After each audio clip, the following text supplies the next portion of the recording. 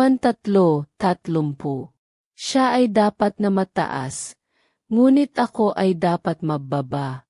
Ama, dahil si Jesus na iyong anak ay nagpakababa at lubos na sumunod sa iyo, hanggang sa kamatayan sa krus, siya ay binigyan mo ng pangalang higit sa lahat ng pangalan, kung kaya't ang lahat ng nilalang sa langit at sa lupa ay luluhod at magsasabi na siya ay Panginoon sa iyong ikaluluwalhati.